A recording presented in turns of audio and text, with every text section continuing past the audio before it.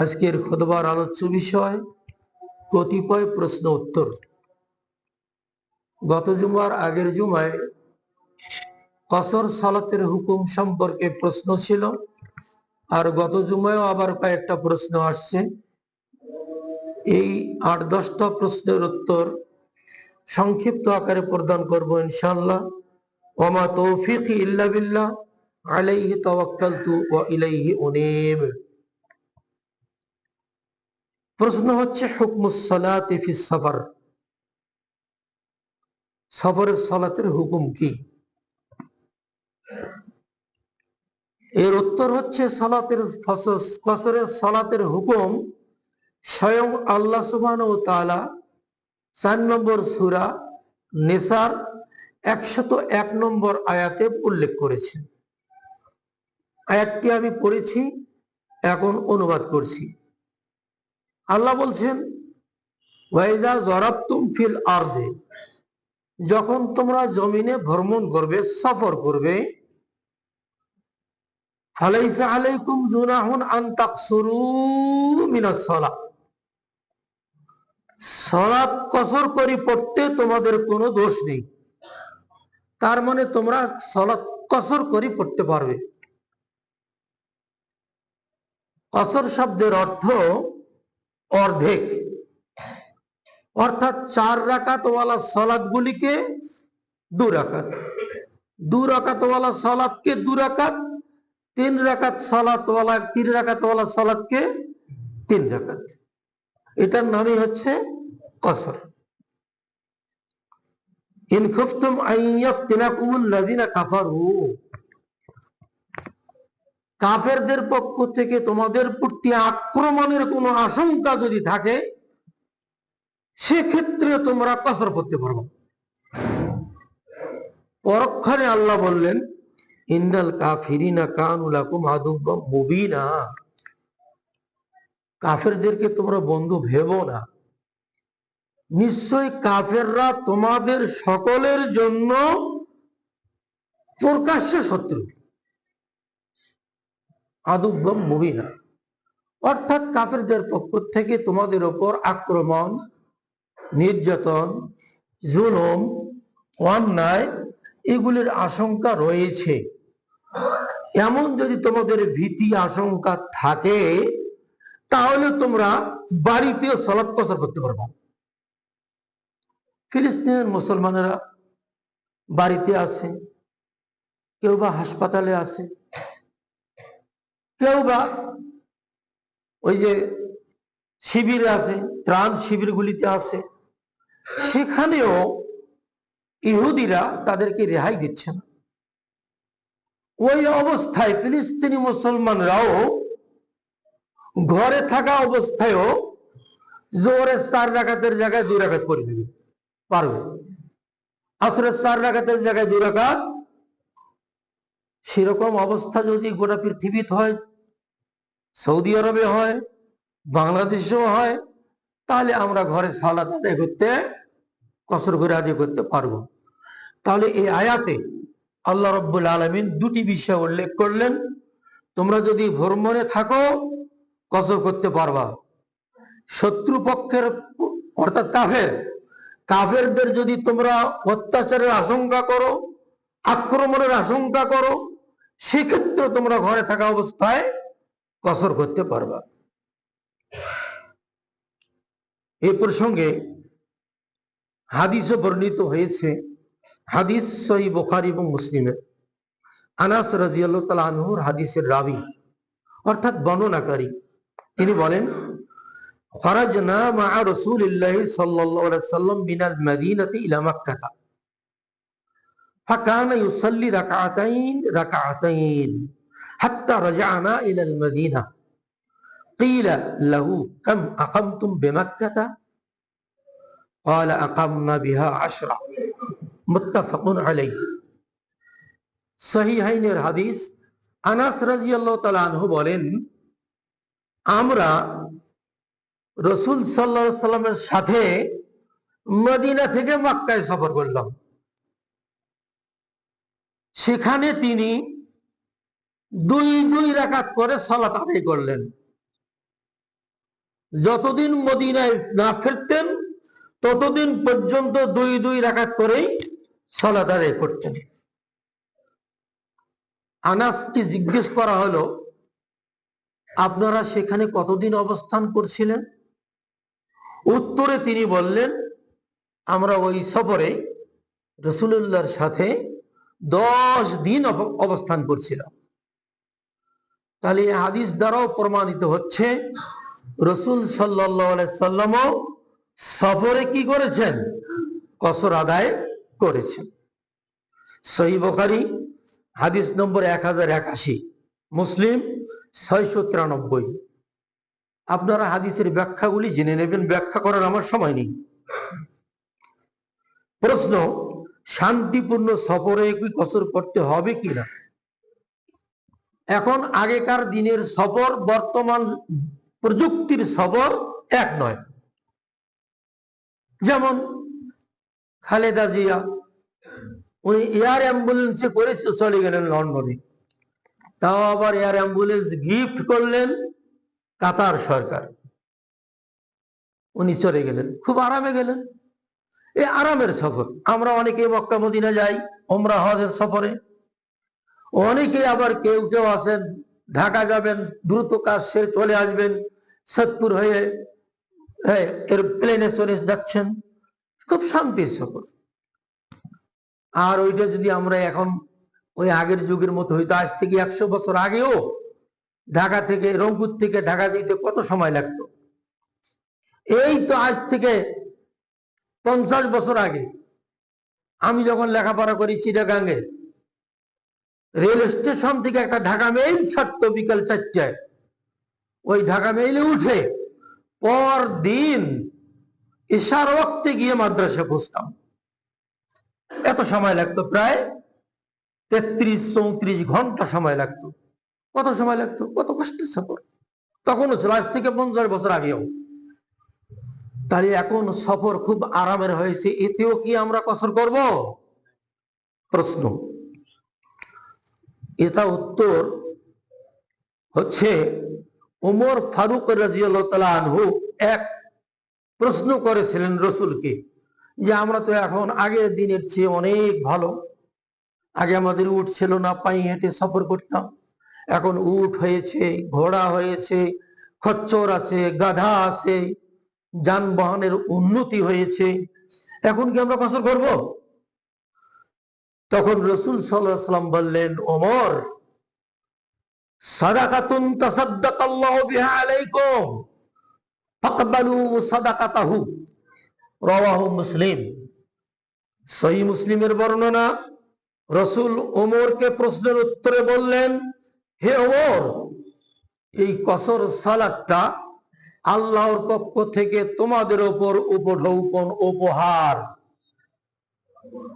কাতার সরকার যেমন উপহার দিলেন, আল্লাহ রাব্বুল আলামিন পৃথিবীর সমস্ত মুসলিম জনগোষ্ঠীর জন্য এটা একটা উপহার পাঠিয়েছেন। অতএব রাসূল বললেন, ফাকবালু সাদাকাতাহু, তোমরা আল্লাহর এই সাদাকা উপহার গ্রহণ করো। তার মানে কি বললেন রাসূল? তোমাদের আরামের সফর যতই হোক না কেন, তৎকালীন যুগের আরামের সফর ছিল উটের উপর 7 দিন লাগতো, 8 রাত লাগতো মদিনা থেকে মক্কা যেতে। আর এখন মক্কা মদিনার সফর মাত্র 6 ঘন্টা, আর ছোট গাড়িতে গেলে 4 ঘন্টা, ট্রেনে গেলে, বুলেট ট্রেনে গেলে 2.5 ঘন্টা, আবার প্লেনে গেলে আধা ঘন্টা, 1 ঘন্টা। এই হলো অবস্থা, কত সহজ। এই সহজের সফরেও আল্লাহ রাসূল সাল্লাল্লাহু আলাইহি ওয়াসাল্লাম আজ থেকে 1500 বছর আগে বলছেন, এটা আল্লাহর পক্ষ থেকে তোমাদের উপর উপহার, অতএব আল্লাহর উপহারকে গ্রহণ করো। তারপরে এখন আপনার কথা, আপনি গ্রহণ করেন আর না করেন, রাসূল গ্রহণ করতে বলছেন। প্রশ্ন, কাম মাসাফাতুস সফর, সফরের দূরত্ব কত? কত দূর গেলে সফর করতে হবে, কসর করতে হবে? এগুলো প্রশ্ন আমাদেরও জাগে, কিন্তু অনেকে আমাকে মোবাইল করে সফরে গিয়ে। যাই হোক, সংক্ষিপ্ত আকারে কতগুলো বলছি। উত্তর, সফরের দূরত্বের ব্যাপারে বিদ্বানগণের মধ্যে 1 মাইল থেকে 48 মাইলের দূরত্বে 20 প্রকারের মতামত আছে, এক একজন এক এক ধরনের ফতোয়া দিয়েছেন। সর্বনিম্ন 1 মাইল আর সর্বোচ্চ 48 মাইল। এর ব্যাপারে বিদ্বানগণের মধ্যে 20 প্রকারের মতভেদ। পবিত্র কোরআনে এর দূরত্বের কথা বর্ণনা করা হয়নি। যে আয়াতটা আমি পড়লাম সূরা নিসার 101 নম্বর আয়াতে অনুমতি দেওয়া হয়েছে কসরের, কিন্তু দূরত্ব কতটা বর্ণনা করা হয়নি। হাদিসেও এর দূরত্ব কোনো পাওয়া যায় না। তবে কয় রাকাত পড়তে হবে কসরে, সেটা একটু আগে মুত্তাফাক আলাইহির হাদিসে বললাম, আনাস থেকে বর্ণিত, যে উনি 2 রাকাত করেই পড়তেন। কেউ কেউ বলেন যে সফরের দূরত্ব 1 মাইল গেলেও কসর করা যাবে। কেউ কেউ আরো এও বলেন এমনকি সফরের উদ্দেশ্যে ঘর থেকে বের হওয়ার আগেই ঘরেও সফরের সালাত আদায় করে বের হওয়া যাবে। তবে ইবনুল মুনজির রাহিমাহুল্লাহ বলেছেন, রাসূল সাল্লাল্লাহু আলাইহি সাল্লাম সফরের উদ্দেশ্যে মদিনা শহর থেকে বের হওয়ার পর তিনি কসর শুরু করেছেন। মদিনায় নিজ হুজরায় তিনি কসর শুরু করেন নাই। অতএব তার মতে ঘরে কসর না পড়ে সফরে বের হওয়ার পর কসর পড়াটাই উত্তম। সঠিক আল্লাহ জানেন। আনাস থেকে এই প্রসঙ্গে একটা হাদিস বলছি, কত দূরত্ব, এই দূরত্বের একটা হাদিস বলছি সহিহ মুসলিমের। আনাস থেকে বর্ণিত, তিনি বলেন, কানা রাসূলুল্লাহ সাল্লাল্লাহু আলাইহি ওয়াসাল্লাম ইযা খারাজা মাসিরাতা সালাসাতে আময়াল আও ফারাসিখা সাল্লা রাকাতাইন। রাসূল সাল্লাল্লাহু আলাইহি সাল্লাম 3 মাইল দূরত্বের সফরের উদ্দেশ্যে বের হলে, কয় মাইল? 3 মাইল। আও ফারাসিখা, অথবা 3 ফারসাখ। এই ফারসাখ আমরা বলি মাইল, আর মাইলের অপর নাম হলো কি? ফারসাখ। 3 মাইল অথবা 3 ফারসাখ, এই দূরত্বের সফরে যদি কেউ যায় তাহলে কি করতে পারবে? কসর করতে পারবে। যেমন রাসূল সাল্লাল্লাহু আলাইহি সাল্লাম 3 মাইল অথবা 3 ফারসাখের দূরত্বে গিয়ে তিনি কসর আদায় করেছেন। সাল্লা রাকাতাইন, হাদিস সহিহ মুসলিম 691 নম্বর হাদিস। তাহলে এই হাদিস থেকে বোঝা গেল 3 মাইলের দূরত্বে গেলে সফর আদায় করা যাবে। তার মানে আপনি এখান থেকে যদি মডার্ন পার হয়ে আপনার জায়গিরহাট পর্যন্ত যান, আপনার কসর করতে পারবেন। আপনি সহিহ মুসলিমের হাদিস দ্বারা প্রমাণিত। এখান থেকে পাগলাফির যান, আপনি কসর করতে পারবেন, 12 মাইল কসর করতে পারবেন। দারকুতনির বর্ণনায় 4 বুরুদের কথা বলা হয়েছে। দারকুতনির বর্ণনায় 4 বুরুদ। 4 বুরুদ মানে হচ্ছে 48 মাইল। 4 বুরুদ, 1 বুরুদে 12 mile, 1 বুরুদে 12 mile. 4 বুরুদে, হে ছাত্ররা, তোমাদের জানা উচিত, তোমরা যারা বুলুগুল মারাম মিশকাত পড়েছো, হাদিসের গ্রন্থ পড়েছো, তোমাদের তো জানা উচিত। তাহলে 1 বুরুদ 12 মাইল, 4 বুরুদ সমান 48 মাইল। এই একটা হাদিস দারকুতনিতে বর্ণিত হয়েছে। এই দারকুতনির হাদিসটার সনদ মুহাদ্দিসিনগণ বলেছেন একেবারে দুর্বল। আমাদের সমাজে এই দুর্বলের আমলটাই কিন্তু বেশি। ধর্মীয় ক্ষেত্রে দুর্বলের আমল, আর বৈষয়িক ক্ষেত্রে ভালো জিনিস সবলের প্রতি আমাদের আমল। বাজারে যাই, কমলা কিনবো, ভালো ভালো দেখে দেখে কিনবো। মাছ কিনবো, টিপি টিপি দেখবো পচা সরানা ভালো মাছ। ইবাদত করব, এটা বিশেষ যাচাই বাছাই দরকার নাই। শুনি আসছি 48 মাইল গেলে কসর পড়া লাগবে, বাস 48 মাইলের দূরত্বে যা কসর করতে হবে। এই 48 মাইলের দূরত্বের একটা হাদিস আছে, কোথায় মুখস্থ করে যাবেন? দারকুতনিতে। এই দারকুতনিতে 4 বুরুদের কথা বলা হয়েছে। 4 বুরুদ মনে রাখবেন, আরবি শব্দ বুরুদ। 4 বুরুদ 48 মাইল। এই হাদিসটা অত্যন্ত খুবই দুর্বল দুর্বল দুর্বল। আর সহিহ মুসলিমের হাদিস কি পাওয়া গেল, রসুল স্বয়ং 3 মাইল দূরত্বে গিয়ে কসরের সালাত আদায় করেছেন। তাহলে রসুল যেটা আমলে পরিণত করে দেখিয়েছেন সেটাই আপনি করবো উত্তম, নাকি যারা এই দারকুতনির হাদিস দিয়ে ফতোয়া দিচ্ছেন সেটা উত্তম? আপনি বের করবেন, এটা দায়িত্ব আপনার। 4 নম্বর প্রশ্ন, কতদিন পর্যন্ত সালাত কসর করা যাবে? প্রচলিত নিয়ম 15 দিন পর্যন্ত করা যাবে। প্রচলিত নিয়ম 15 দিন এক জায়গায় যদি কেউ থাকে 15 দিন পর্যন্ত কসর করতে পারবে, 15 দিনের পর মুকিম হয়ে যাবে। এটা হলো কি নিয়ম? প্রচলিত নিয়ম। প্রচলিত নিয়ম। আচ্ছা, হাদিস কি বলে? সহিহ বুখারীর হাদিস, আব্দুল্লাহ বিন আব্বাস থেকে বর্ণিত, তিনি বলেন, সাফারান নবী সাল্লাল্লাহু আলাইহি ওয়াসাল্লাম সাফারান ফাআকামা 19 ইয়াওমান ইউসাল্লি রাকাতাইন। রাসূল সাল্লাল্লাহু আলাইহি ওয়াসাল্লাম একদা এক সফরে গিয়েছেন, সেখানে তিনি 19 দিন পর্যন্ত অবস্থান করেছেন, আর 19 দিন পর্যন্ত তিনি 2 রাকাত করে পড়েছেন। আপনি প্রচলিত নিয়ম মানবেন শরীয়তের ক্ষেত্রে, নাকি শরীয়ত প্রণেতা রাসূল সাল্লাল্লাহু আলাইহি ওয়াসাল্লামের নিয়ম মানবেন? কার নিয়ম মানবেন? রাসূল সাল্লাল্লাহু আলাইহি ওয়াসাল্লামের নিয়ম আপনাকে মানতে হবে। রাসূল সাফারান নবী সাল্লাল্লাহু আলাইহি ওয়াসাল্লাম সাফারান, রাসূল কোন এক সফরে গেলেন, ফাআকামা 19 ইয়াওমান, সেখানে তিনি 19 দিন অবস্থান করলেন। ইউসাল্লি রাকাতাইনি 2 রাকাত করে সালাত আদায় করলেন, অর্থাৎ 4 রাকাতের সালাতগুলি 2 রাকাত পড়লেন। قال ابن عباس فنحن نصلي فيما بيننا وبين مكة 19 يوما রাকাতাইন।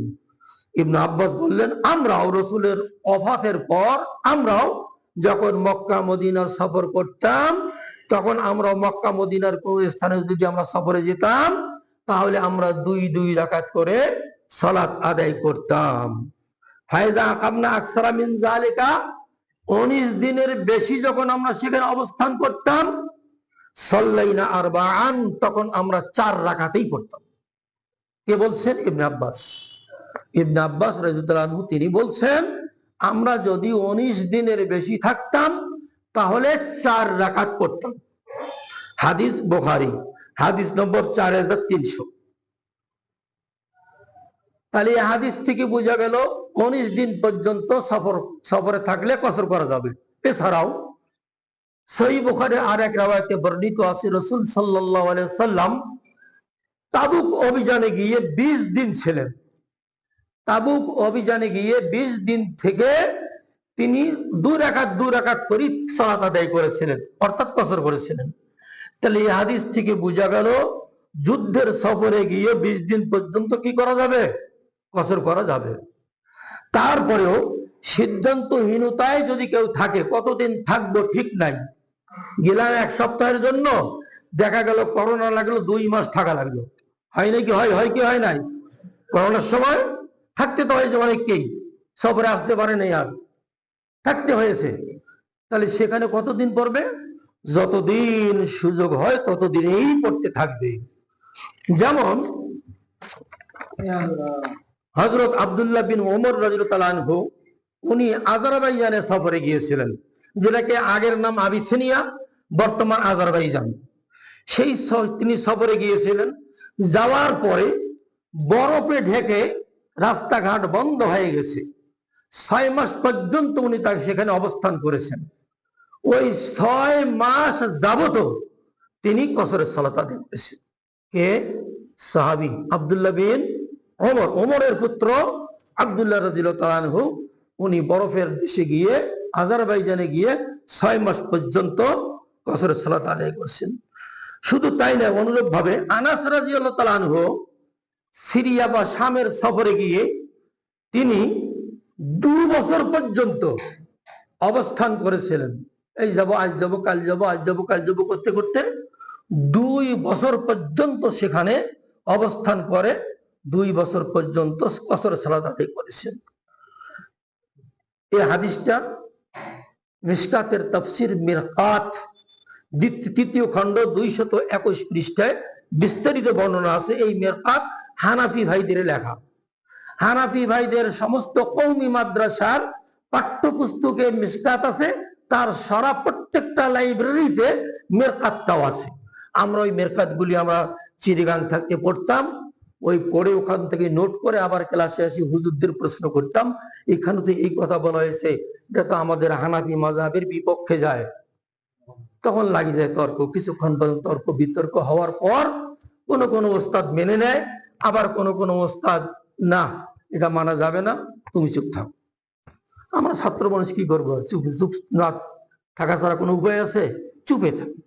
আলহামদুলিল্লাহ মোটামুটি কয়েকজন শাইখকে পেয়েছিলাম, ওনারা পরবর্তীতে আমাদের কথা, বিশেষ করে আহলে হাদিস ভাইদের কথা, সহিহ হাদিসের কথাগুলি তারা শুনতেন এবং সমর্থন দিতেন, আমল করতেন না, শুনতেন এবং সমর্থন দিতেন।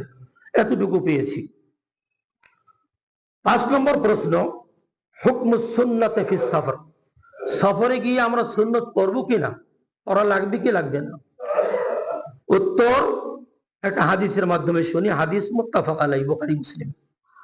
হাফস ইবনে আসিম থেকে বর্ণিত, তিনি বলেন, সাহিবতু ইবনে উমর ফি তরিকে মক্কা ফাসাল্লা লানা যুহরা রাকাতাইন।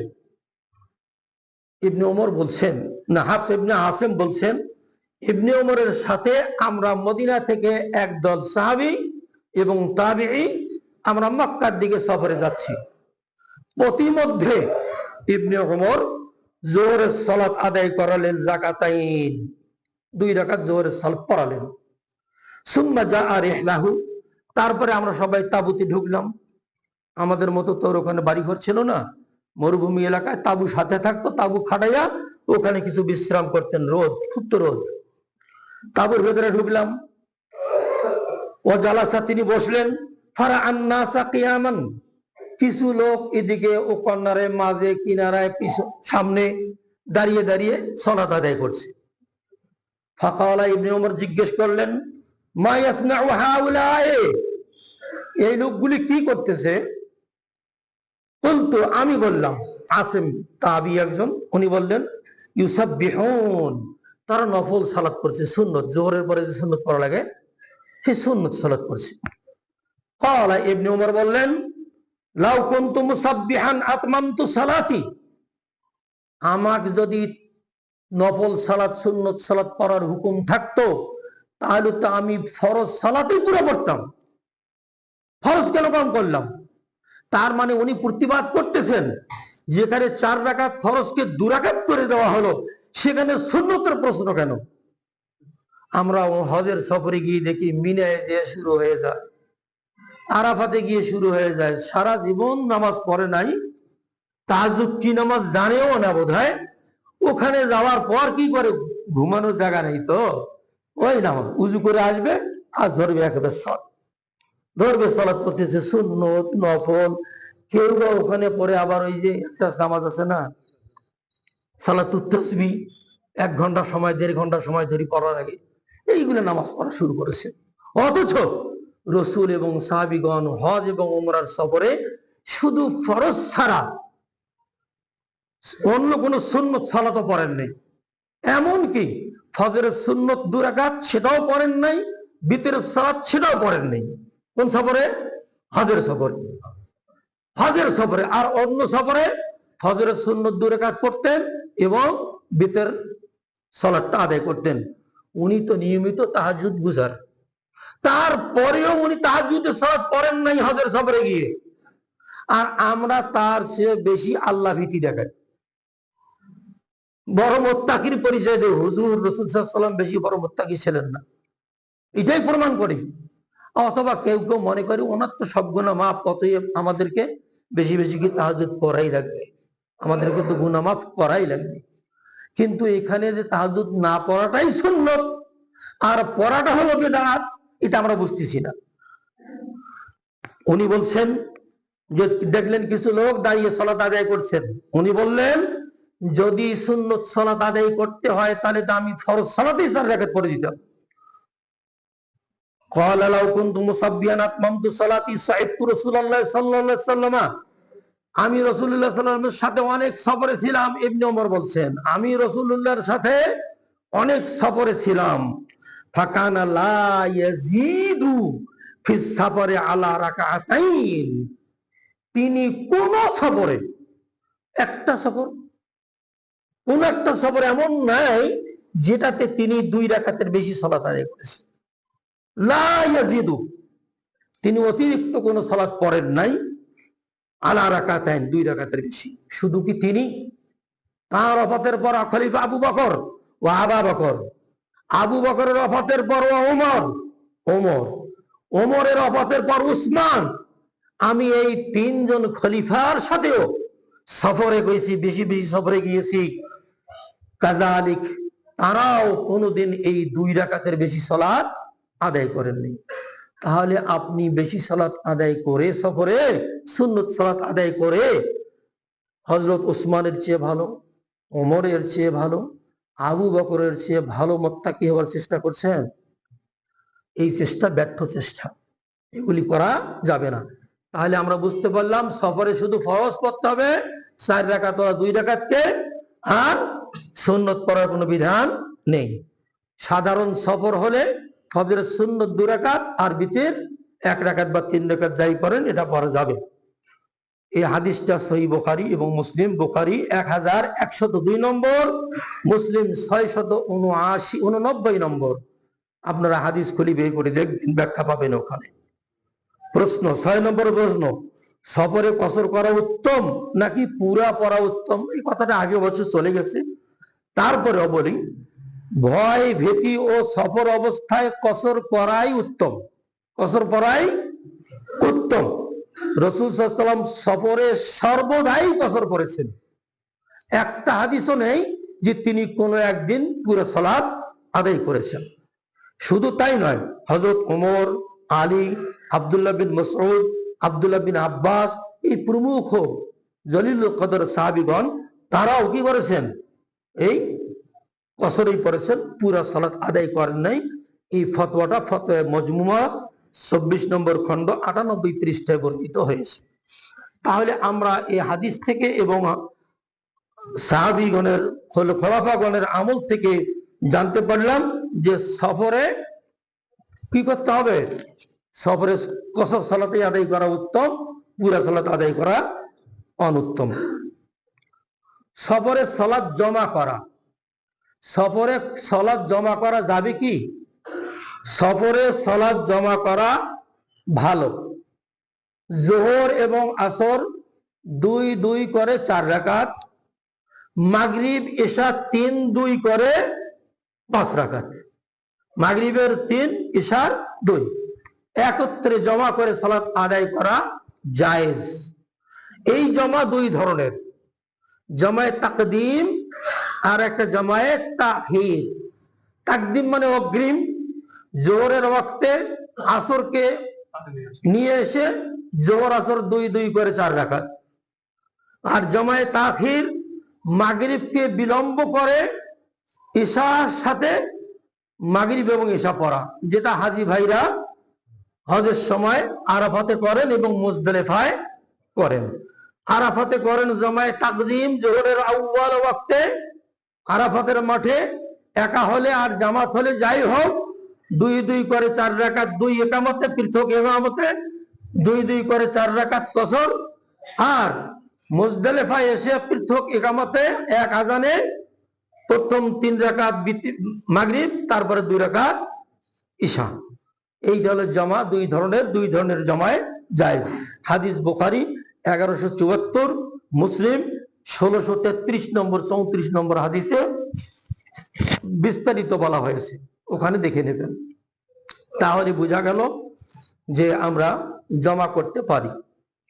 তাছাড়াও ভয় ভীতি ও ঝড় বৃষ্টি ছাড়াও বিশেষ শরঈ উযর বশত, আমি অসুস্থ মানুষ, বৃদ্ধ মানুষ, বার্ধক্য, পাইলসের সমস্যা, অথবা কারো বহুমূত্র রোগী, যেটাকে এখন ডায়াবেটিস বলা হয়, পেশাব ধরে রাখতে পারে না, হ্যাঁ, অথবা যারা হায়েজা মহিলা আছেন, নিফাসওয়ালা মহিলা আছেন, অর্থাৎ ইস্তেহাজা, যাদের প্রবল রোগ, সবসময় ব্লিডিং হতেই থাকে, এই সমস্ত ওজর বশত তারাও 2 ওয়াক্তের সালাত বাড়িতে এক সময় আদায় করতে পারবেন, জমায়ে তাকদিম জমায়ে তাখির। কিন্তু এখানে কসর নাই, এখানে কি নাই, কসর ছাড়া সুন্নত নফল বাদ দিয়ে শুধু ফরজটা 4 রাকাত ওয়ালা ফরজ 4 রাকাত, 3 রাকাত ওয়ালা ফরজ 3 রাকাত, 2 রাকাত ওয়ালা ফরজ 2 রাকাত একসাথে কি আদায় করতে পারবেন।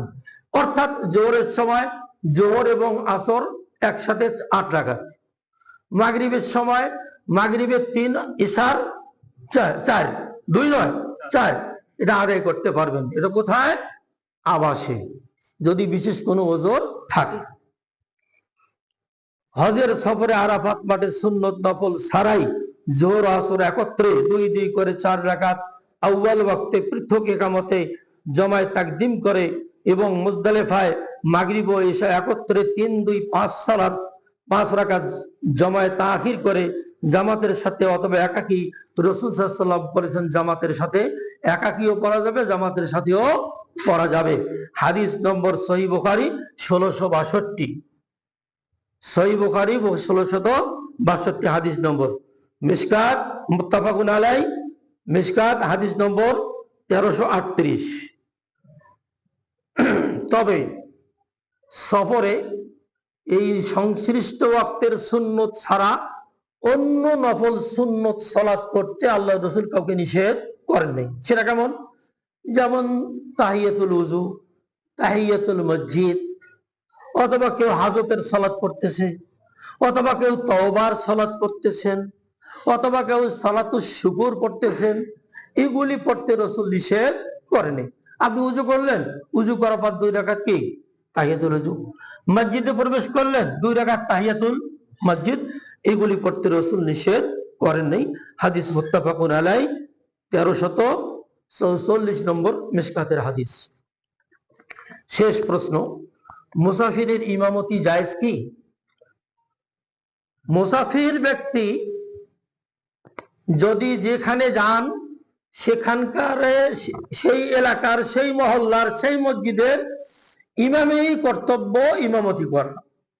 যদি ইমাম অনুমতি দেয় অথবা সম্মান করে ওই মুসাফিরকে বলে যে আপনি বড় একজন মুহাদ্দিস, বড় একজন আলোচক, আমার চেয়ে বড় আলেম, আপনি ইমামতিটা করেন, তাহলে ওই মুসাফির তখন ইমামতি করতে পারবে, করা যায়। হাদিস সহিহ মুসলিম হাদিস নম্বর 673। আর ওই মুসাফির যদি ইমামতি করে তাহলে মুসাফির 4 রাকাত জোহরকে 2 রাকাত পড়বেন, আর বাকি মুসাল্লিরা 2 রাকাত সালাত আদায় করে নেবেন, 4 রাকাত পুরো আদায় করবেন। আর যদি মুসাফির স্থানীয় ইমামের পিছনে সালাত আদায় করেন তাহলে তখন আর তার কসর নাই, তখন তিনি পুরো 4 রাকাত পড়বেন। সুন্নত তো কোনো সময় নেই, সুন্নত আপনার ইচ্ছাধীন, পড়লে পড়বেন, না পড়লে কোনো ক্ষতি নাই। আল্লাহু আ'লাম বিস-সাওয়াব, সঠিক আল্লাহ রাব্বুল আলামিন জানেন। আল্লাহ রাব্বুল আলামিন আমাদের সবাইকে এই সঠিক নিয়মে কসর সালাত বুঝার এবং আমল করার তৌফিক দান করুন, আমিন।